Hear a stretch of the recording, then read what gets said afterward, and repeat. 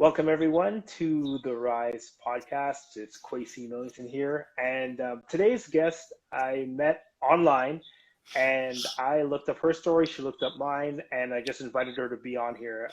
One of the big reasons that I started this podcast is to highlight people who are resilient themselves and kind of make my story not look so big. And it's not like it's a comparison thing, but it's just, I want people to know that, you know what, you can go through something and there's people that go through a lot of different things and come out the other side positively. So that being said, my guest today, Kimberly, and thank you for joining me. And I like what you said about the introduction.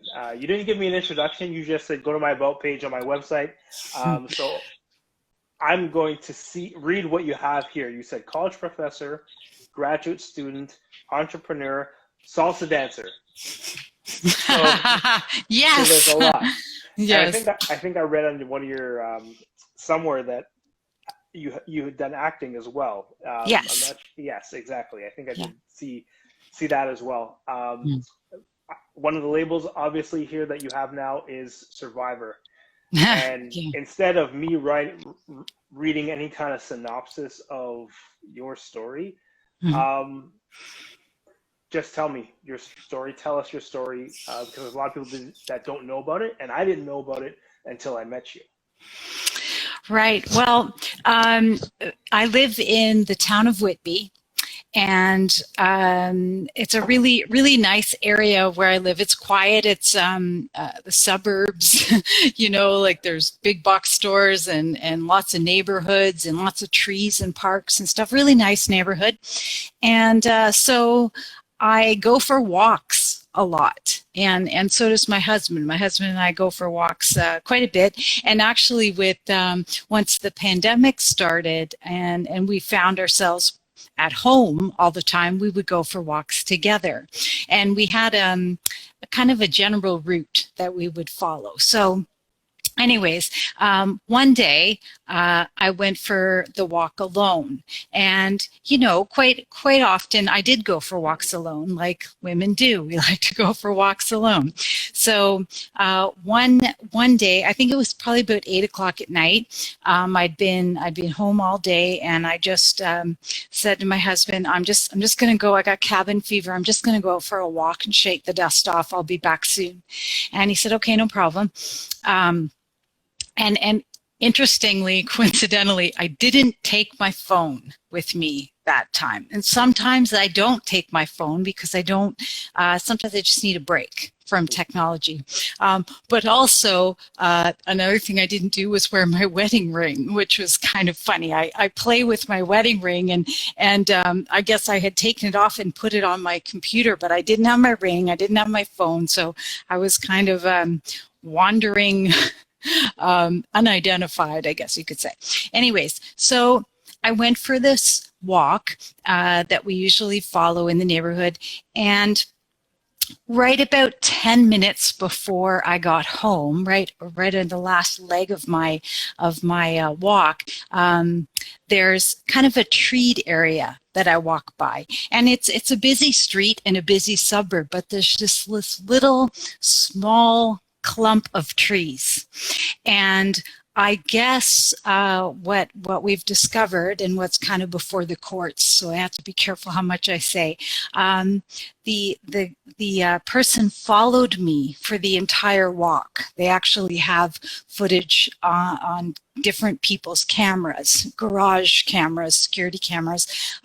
He followed me the entire walk, and when I approached that small clump of trees, I guess he took advantage of the opportunity to approach me very quickly and knock me out, and dragged me into the trees where there is a creek, and apparently the trees go back very, very far. I never even realized that. Anyways, but he pulled me in about 40 feet into where the creek was, and basically I was unconscious, but I was sexually assaulted, and I was brutally beaten. And I'm not saying that for effect.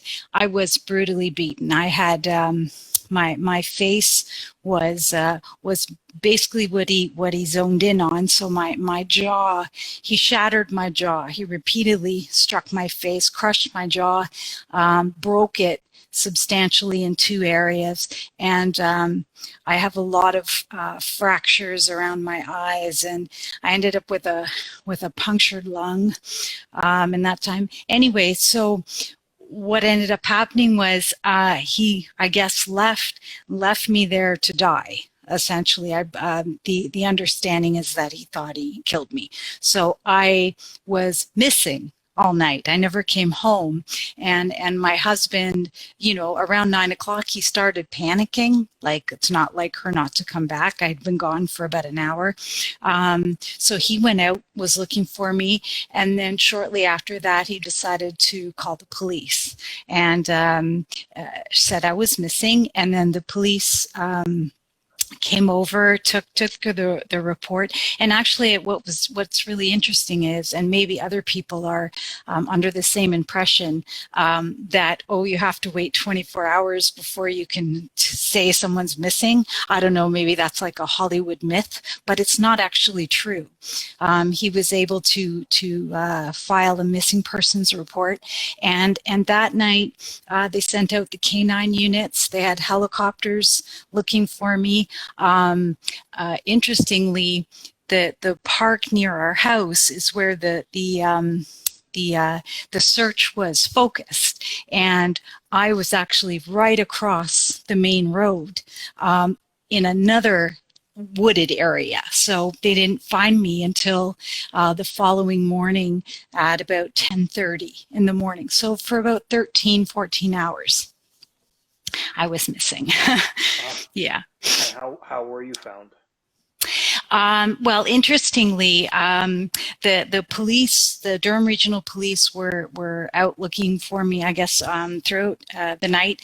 But in the morning, when the morning shift came in, I think 6 o'clock in the morning, a new shift of police officers came on shift, and they were all given like my picture and then kind of a map of where to look, and a bunch of them went out on foot, as I understand. So a couple of police officers, 2 or 3, were on foot, went into that wooded area where I had been knocked out. They walked into that area, and one of the police officers, a young police officer, I'm mid-20s maybe, one of the first couple of years of his career on the job, he spotted my arm sticking out of the creek area, and then basically as soon as he saw me, apparently, I mean, I was unconscious, but I was conscious enough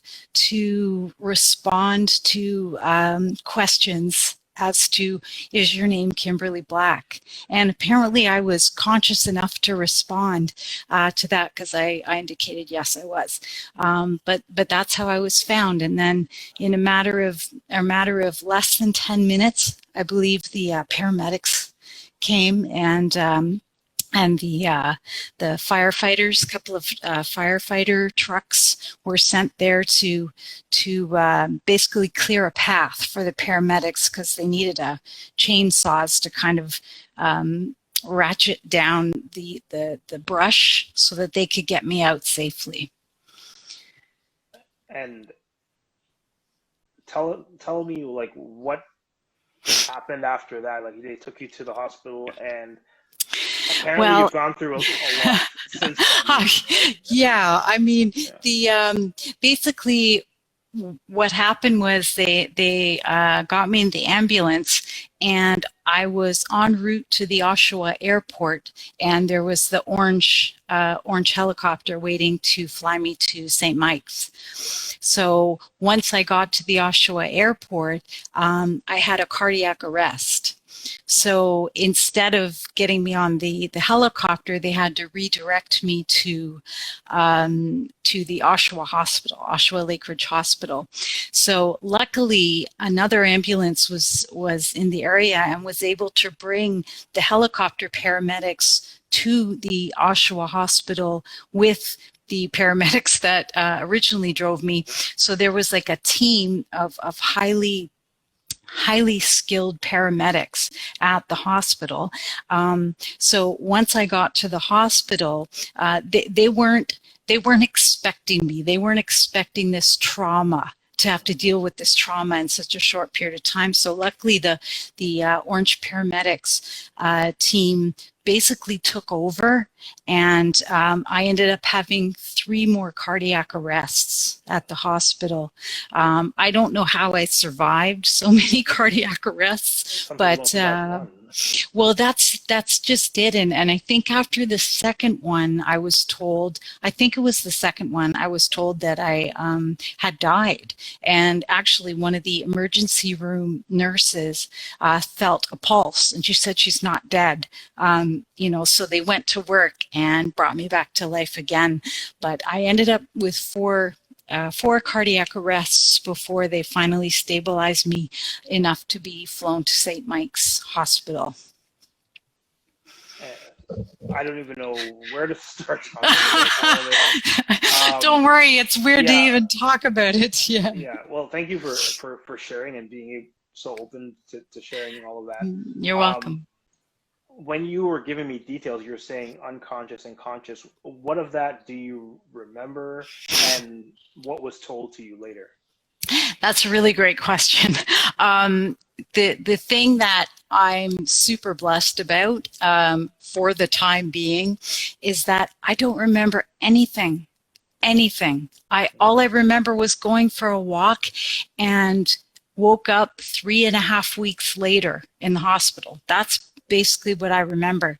And I remember, a lot happened before I came to, but I remember waking up in the ICU and being really confused, like looking around and kind of like seeing things, like sort of delusional, I guess you could say. I remember seeing a woman. She was a nurse, but she was the bartender I used to work with at Eastside Mario's. I'm like, why is the bartender here? Like, what is? Anyways, it was like really delusional. But I was just in a very, very confused, very out of place, and I couldn't talk because I had a tracheotomy. So even though I wanted to talk, I couldn't talk, So during that time, I remember when my husband came in, I remember asking him, like, what happened? And he said, it's okay. You don't need to know right now. You're safe, whatever. So I didn't actually find out what happened until probably about a month after I actually went into the hospital. The social worker finally told me what happened. So they told you everything that happened, and what kind of damage, if you don't mind getting into it, has been left because of all of it? Let's talk physical first.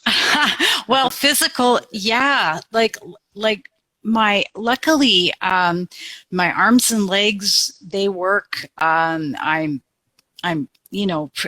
pretty much on the mend. I would say I'll be like 90% on the mend. I had spent 2 months kind of in a position of lying in the bed, though, so I was had a lot of muscle atrophy. So I had to learn to walk again, or regain the ability to walk again. And I was very, very weak and tired, and had really low hemoglobin. I remember when I went to the rehab the first day, they said your hemoglobin is at the transfusion threshold. So I was really in a bad way, I guess you could say. But the focus of this person's violence was directed at my face, and I really hope I'm curious to discover the reasons for that later. I can't know the reasons now because it's in the courts, but I am very curious about that because he was a young guy. He's only 21 years old, and I have a son that's 22. So it's kind of like, maybe he didn't realize I was old enough to be his mom. Who knows? But why did he focus on beating my face? So the most of the damage was to my face, and I had reconstructive jaw surgery, and I have a lot of nerve damage, so I can't really feel the bottom of my face, and my teeth are out of alignment now, and I have scarring, and there's been some changes to the structure of my face. So these are all things that I can learn to live with and maybe fix. Maybe the nerve damage will repair itself. But I feel really lucky, to be honest with you, that I'm actually okay. I'm getting better, and things can only get better, to be honest. I can't believe you have that kind of attitude, that attitude of, okay, things can get better, that positive attitude. Tell me when this happened. Well, I went for a walk on July 28th, the evening of July 28th, and I was found the following morning, so July 29th, at about 10:30 in the morning. And then I was, after I finally got to the ICU, I was, they did some tests on my brain, and they told my husband, your wife has global brain damage, so you need to be prepared to make a decision, basically to pull the plug. And he was beside himself, kind of like just confused, like how could I be put in this situation? Anyways, so they induced a coma, and I was in a coma for a week's time, and the reason for that length of time was because the plastic surgeon said, we can hold off on surgery for 7 days, and then at that point the bones will start fusing together. So we need to do the surgery within a week. And it was a 7-hour-long surgery, so they didn't want to put me in the surgery right when I got there because I think they were worried I wouldn't make it through. So interestingly, before they did the surgery, they did another brain scan because they needed to determine, is it even worth doing surgery on someone who's going to be a vegetable, basically. And when they did another brain scan, they discovered I had no brain damage. And that was one of the things the neurosurgeon went to see my husband, and he was like, I have no words. I don't even know what to say. Like, this is the most strange thing, that she had global brain damage, and now her results say she has no brain damage. So it was like, amazing. So then they went ahead with the surgery, and then it was a few days after that I started like opening an eye and twitching and just started coming to. Okay. And you mentioned July 28th. What year? 2020. So 6 months ago. 6 months ago. Yes.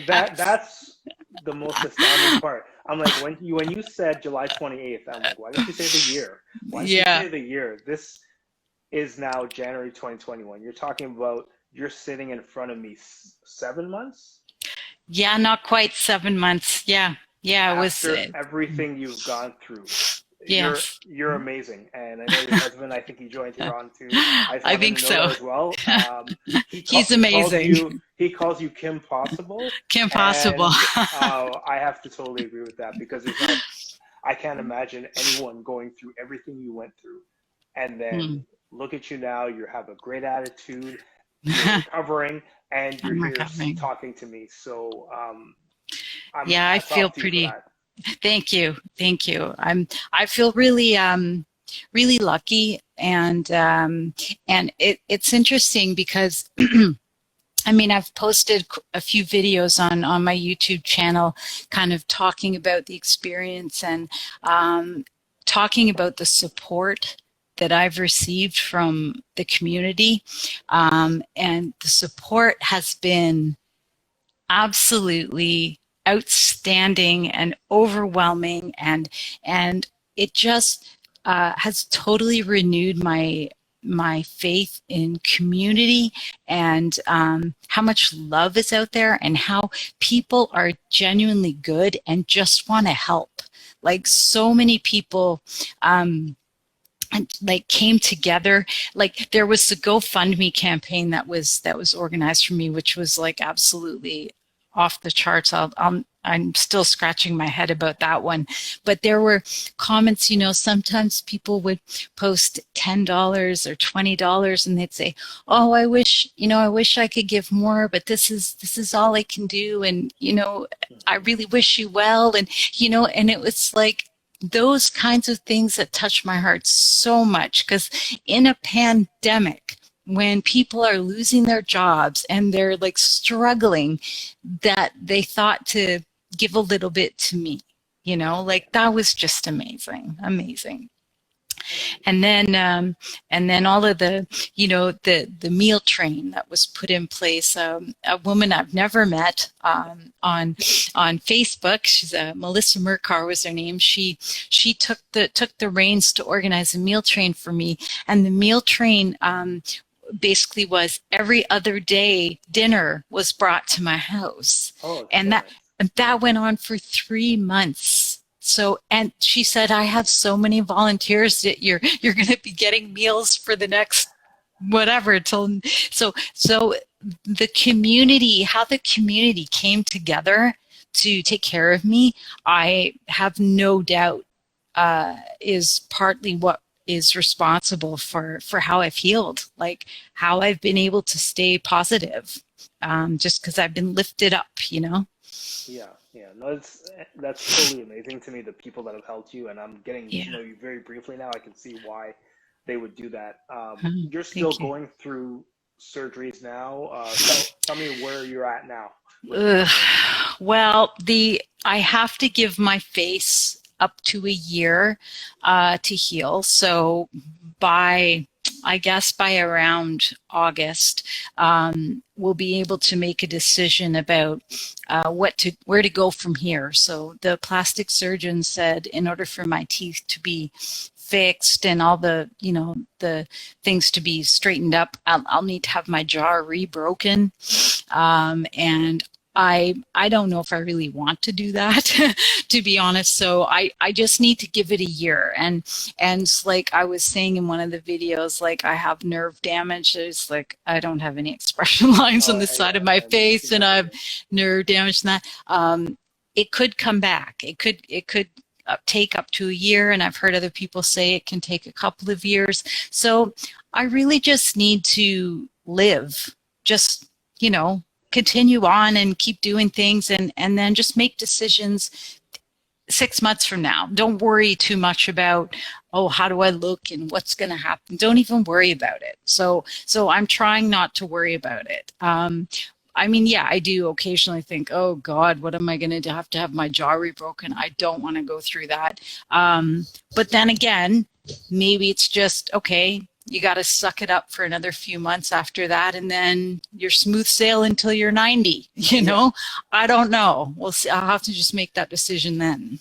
yeah. So you'll make the best. I mean, you'll look at it then and see what's the best decision for you then, and what you feel like going through at that point. Yeah, yeah, Yeah, exactly. yeah. Yeah. Something I read that you posted, or sorry, it was actually a quote from I think the Toronto Sun, and I just want Yeah. to read it here and tell me what it means to you. Okay. Um, you said, I just want to understand why some people are resilient and can bounce back, and some really struggle. Are there things we can teach young women to help them have the strength to see things through if, God forbid, something like what happened to me ever happened to them? Where did that come from? That curiosity. Um, Partly because I was getting so much encouragement from people like, oh, you're so strong and whatever. And I'm like, thank you, first of all, but why am I strong? why am I okay? Like, okay, say, oh, well, you don't remember it. Yeah, but it still happened to me. Just because I don't remember it doesn't mean it doesn't, it still happened. So I'm like, okay, but this happened, this terrible thing. Why am I okay? Okay, so are there things about people that make them strong? Are there certain qualities that people have that make them okay, that make them resilient, right? And if there are qualities, are there things that we can teach young girls and boys, but are there things that we can teach young people so that if anything happens to them, maybe not necessarily being assaulted, but experiencing other traumas, is there some skills that we can teach to give them the resilience to be able to endure those things? I was just it just made me wonder, like, how come I'm okay? Like, why am I not freaking out? Why am I not depressed? Why am I not having an anxiety attack right now? I don't know. Why are you resilient? And Yeah. that's one of the things that brought me to you too as well, because I speak on resilience and Yes. exactly that. Yes. But I want to know from a survivor's perspective, what have you learned as far as things you can teach, in your case, young girls? Well, when it comes to being assaulted, I think that's a whole other. I'm not sure I could talk to that. I mean, that's kind of like, who can be prepared for something like that, especially a random assault? But what I can say is, some of the things I takeaways is that, rely on your inner circle, grow your inner circle, even if it's one person that you can rely on, that has your back, that if you wanted to go for a walk, that you can rely on that person to go for a walk. Protect yourself, without living in fear. Because I definitely wouldn't want to say, oh my God, everyone, like, have a whistle and take it, be scared. Like, no, that's kind of lets the bad guy win. But for people to work on developing their inner circle and growing their community, and I would say that's going to help you be resilient. Have that social support, if that makes any sense. In terms of protecting yourself, we do have to protect ourselves. Women, unfortunately, do have to be a little bit more cautious. I mean, whether it's fair or not, unfortunately, it's just the facts. So, relying on people that can help you with safety. Even getting a nice big dog, something to help you protect yourself. Okay. So something about protecting yourself. The inner circle, did you grow that because of all the people that reached out to you, or did you have a tight circle already and then just expanded it? Oh my God. What's really interesting is that through this incident, my husband and I both saw evidence of people that really stepped up in our life and stepped in, and others that kind of did the opposite, if that makes any sense. Perfect so sense. we realized, there's about a dozen people that stepped up and were there consistently, that some were already part of our inner circle, but others we realized that this person actually really loves us and cares and is showing support. And we never knew, we thought that we were just good, friends. We saw each other occasionally, but they stepped up, and in those instances, you can kind of see who's really in my inner circle. It's not like you identify, I would like my inner circle to be It's like in times of tragedy and trauma or whatever, sometimes you just discover who's in your inner circle. Yeah, absolutely. I know that when, I mean, you know my story. I went to prison for something I didn't do, Yes. and I learned that through the people that visited me, the people that wrote me, and the people that didn't. Yes. And so I say now, you can guess on who your circle is, but circumstances reveal your circle. Absolutely. Circumstances reveal your circle, and I so remember you yeah, talking about that too yeah, in yeah. your book. Yeah, definitely. Definitely. Absolutely, absolutely. Tell me the part that gratitude plays in resilience, because I know you Huh. talk about it. Well, you can't underestimate at all the value of gratitude and the role gratitude plays in being resilient. So, um, it's very easy to go, oh, okay, yeah, be thankful, blah blah blah. Of course, be thankful. No, it's deeper than that. It's like, um, putting, how do I say it? Your ability to face things. You're faced with an obstacle like what you went through, what I went through, and you're like, huh, all right, how am I going to deal with this? And there's that underlying um, concept, that feeling of gratitude that kind of lifts you up and buoys you. It helps to balance the adversity, right? So sometimes the gratitude comes from your mom, or that love of someone in your life that takes care of you, like in my case, my husband. Your community, the support you got from those people that stepped up, and the gratitude you feel. It's not even you like, oh, in my gratitude journal I'm going to write it. It's like, it's a feeling you have of being grateful and thankful, and it elevates you and helps you to face that adversity. So um, they're kind of synonymous almost. Yeah, yeah. So you said it's a feeling, um, and it's not necessarily something you write down in a journal or have to be so strict about. It's a feeling that you have. How do I trigger that feeling then? What is your practice to put yourself into gratitude, just to make it deliberate? Well, I'd say meditating. I know I don't want people to go meditation. Oh, forget it, geez. But meditation can mean just sitting there thinking quietly, right? And I do that a lot. I sit and I think, just by myself, no music, nothing. I just sit and I reflect on like my health, my face, like, oh my God, I went from this to this. Huh. What did I just go through? And I start thinking of things that I feel so grateful for, like, my it's starting to look normal again, like, and I've had health professionals helping me with this, and the nerves are coming back, and I sit and I think, how lucky am I? Like, I just think about different things, and think about, like, running up the stairs. 6 months ago I couldn't run up the stairs, and now I can run up the stairs. And it seems like the stupidest thing, but I sit and I think about those things, and I feel grateful. I feel really grateful for stuff like that. And that's an amazing attitude to have. Like, so soon after, I can't get over it. We're talking 7 months now after an attack where you were left for dead.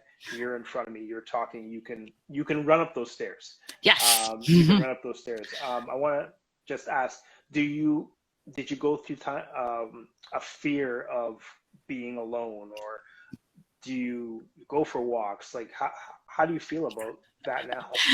Well, um, I'm not allowed to go anywhere alone right now. So my husband is super duper protective of me. I Do you mean, blame him? no, not at all. Like, with COVID, you can't really go anywhere anyways. So I mean, it's kind of a blessing. But I don't go anywhere alone, and even even to the store. I mean, we have a Starbucks just around the corner. Occasionally, I'll say, I'm going to walk to the Starbucks. And then it's like, when are you going? When are you coming back? You know, it's like really, really careful. So I don't go anywhere alone. And to be honest with you, if I did go for a walk alone, I don't think I'd be afraid. I really don't. We're in a really great neighborhood.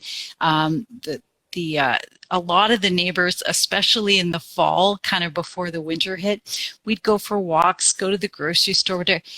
Almost every day, people would stop me and say, "Oh, are you Kimberly Black?" You know, or they wouldn't even ask my name. They'd just say, "We're so happy to see you're doing okay. Like, it's so nice to see you."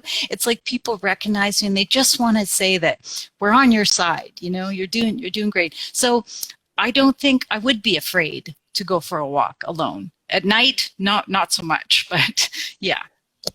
Well, that's amazing that you have that spirit of courage to come back.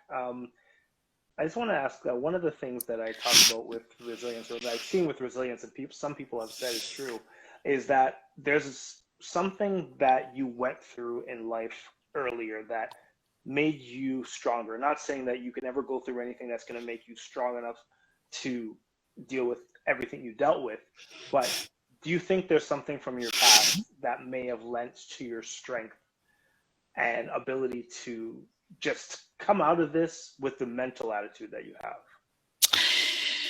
have? There's quite a few things, to be honest with you, and I'm in the middle of writing a book. You might have saw that. So a lot of what I'll be writing about will be addressing some of those issues, and one of them I mentioned in one of my videos on YouTube was the experiencing the adversity of being shunned by members of my family because of religious reasons, and the rejection, the hurt and the pain that I've dealt with caused by that. I watched that video. That's Jehovah's Witnesses, right? Yes, it is. Yeah. The pushing you down, beating you down, making you feel like crap and unworthy and guilty and shamed. I've dealt with that for years, and I've had to be resilient against that. And it's interesting because the resilience that I've had, you know, with this incident is completely different, but that kind of internal dialogue of years and years of being rejected and shamed and fed guilt and all those things, it kind of, the counter to that was having self-belief and self-efficacy and feeling strong and being like, okay, well, you don't like me, but I like me, you know? And how do you build that? After going through everything you went through, what did you do? This is the thing I want to study, because I don't know. I don't know why I think like that. Well, how is it possible that, you know, you can get basically shit on for years and be okay? Like, so this is one of the things I'm hoping to study going forward, is like, what are those things that make people resilient? Like, what are those finite little gems that we can hopefully share? Because I really don't know, but every time I was shot down, I pulled myself back up and I said, you know, I'm okay. I can get through this. I can deal with this. And that's basically the same thing I've done with this. I'm like, that's really shitty that this happened. What's really shitty is that I have to deal with the illegal side of it, which I forget about. I just concentrate on my healing. But every once in a while, I'm like, oh, we still have to deal with that part of it. So right now it's good though, because I can just focus on getting healthy, and that will try and be resilient at a future date with the court stuff. And I don't want to pry into any of it, but what can you tell us as to what happened with this guy or what's going to happen? Well, all I know is, and I was told by the people in charge of it that I'm going to often feel out of the loop because there's quite a bit that they can't share with me, but I can know everything once it's over. The only thing I know is that I believe he's in the Lindsay jail in protective custody. That's pretty much the extent of what I know, and there will be I think a preliminary kind of hearing at the end of March, and there'll be several days of witness testimony heard, and then after that, I'm kind of unsure. I'm unclear as to what happens after that, because I was told that this potentially could end up being pushed into next year. So, And what are the charges, if I can know that against him? Sure. Attempted murder and aggravated assault and aggravated sexual assault. So three big ones. Yeah, wow. So, so this is something that will happen. You'll go to court. Will you be testifying? Do you know any about that? No, I because of the nature of the charges, they're treating it like I was killed, basically. So they said you don't have to go for questioning because it's, you're gone. So I think my husband has to go for questioning, and there's quite a few witness testimony that I'm not allowed to know about right now, other than the first responders. So it's like there's this whole story, this whole thing that's going on that I was a huge part of, but I can't know anything about it. It's a really strange. It is very strange. But having said that, because I don't remember what happened, I'm very detached, so I'm able to be more objective, like look at things, and like in some of the videos I've talked about how I applied for a PhD program, and I would like to study things and not feeling emotionally depleted or depressed or anxious because of remembering it, will allow me to study it, I think, as an outsider looking in, so I hope it doesn't come back, the memory. Yeah, and that's probably insulating you from a lot of things as well. Yeah. Just a question, do you have feelings of anger, or what do you feel towards the guy who did this? That's a really great question. If my husband's listening, he'll have his own opinion. But I don't feel anything, and I don't know why I don't. But I do acknowledge how everyone else in my life feels, because I put myself in their position. Like if someone did to, say, my son what that guy did to me, how angry and just like I'd want to kill that person, for doing that. So I understand that people have those feelings on my behalf, but me, I'm more curious. I'm curious why he would choose to do that. Like I would like to sit across from him and say, why did you do this? Like, why did you ruin your life? You're a young man. Why did you do this? Having said that, am I angry? Yeah, I feel angry. I feel angry on behalf of the people that love me and have been put through hell. Like my husband has just gone through absolute hell, and my son. So on their behalf, I feel really angry. But myself, I feel really detached. Yeah, it's a weird feeling. Yeah. And am I allowed to ask if you're seeing someone about any of that? That's another great question. I haven't seen anyone yet, and I don't. That's the thing. Like I would like to. I would like to at some point go see someone, but I think more to deal with other things that this incident brought out in my life. So it brought to light certain things that maybe need to be dealt with, but I don't feel fear, anxiety, anger about the incident at this point. So I probably will, but not yet. No. Yeah. Well, I'm going to echo what someone wrote and say that Oh, you are an inspiration. thank you. A lot of people that would watch what we're talking about would think this is something that happened 10 years ago or 15 years ago, and you're now talking about it.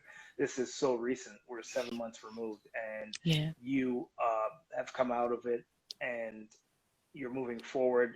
Tell me what you're doing. You want to do your PhD. What else are you doing? Oh my gosh. Channel, and what are you up to now? Oh my God. This is the thing. It's like, before this happened, I was finishing writing my thesis, my master's thesis, which you maybe know. So 2 weeks before the incident, I submitted it to my supervisors. It went before the committee that reviews it to give you a pass or fail, and I was preparing to give my presentation, defend my thesis. It's kind of like the last thing before they give you the degree. And the date that was scheduled for me to defend it, I was in ICU, so that didn't happen. So all of the time, like about a year before the incident, my head was focused on writing this thesis. So when I came back from the hospital, I was like, what am I supposed to do with myself? I had this goal, and then I had other things going on. Now I don't know what to do. It was very confusing time. So anyways, I did end up defending my thesis at the end of November. So I got it done. I got it done and out of the way. And then I started thinking, what should I do next? So deciding to apply for a PhD. The whole reason why I'm doing that, not to sound fancy or anything. Actually, it's really just because I'm genuinely interested in researching resilience at a level where I can speak about it academically. I can speak about it with, say, students in maybe criminology courses, like kind of say, I was a victim, quote unquote, of this. Here's what happened. Here's the psychology behind dealing with it. So I would just like to sink my teeth into that. I also think it will help me be like a form of therapy. Like if I can study it in an academic structured way. I don't know if that makes any sense. And then also, like I said, I'm going to be writing, I've started writing my book, kind of talking about the history of why I think I'm resilient. And a lot of it will be based on my religious upbringing and kind of the being a victim of that too, to be honest with you, and how it influenced me into my adult life. So I'm doing that. And then yes, the YouTube channel originally was about my business, my video introduction business, but I've started posting videos more about resilience and little messages, positive messages. So we'll see where that goes. These are all the projects I have kind of on the table, and we'll see what sticks and what goes. Well, what I'm taking from it is just your absolute resilience, your sense of gratitude, your ability to move past something that would devastate a lot of people and be looking forward. Okay, what mountain can I climb next? What can I do next? What can I conquer next? And that's amazing to me. So I'm so happy that you've taken the time to be here. Thank you. Where can we find you? And yes. Well, I took a little bit of a break from Facebook just because I needed a break. So I mean, I have the channel on Instagram because you suggested we do this live here, so I've created this channel. But I'm most active on LinkedIn, to be honest with you. So Kimberly Black, and it's Ley, and then also my YouTube channel, Kimberly Black, Ley. Those are the two places that I'm most active. So if someone wants to find me there, they can do that. Absolutely. Okay. Well, thank you for coming on. I truly appreciate you taking the time, and you Yeah. are absolutely an inspiration. Thank you so much. Yeah, well, thank you very much for having me. I really appreciate your time. Of course. Of course. Okay.